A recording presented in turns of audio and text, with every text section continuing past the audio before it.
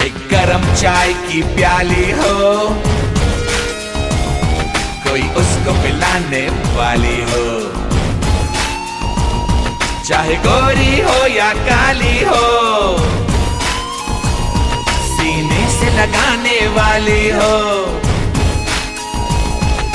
मिल जाए तो मिट जाए हर गम,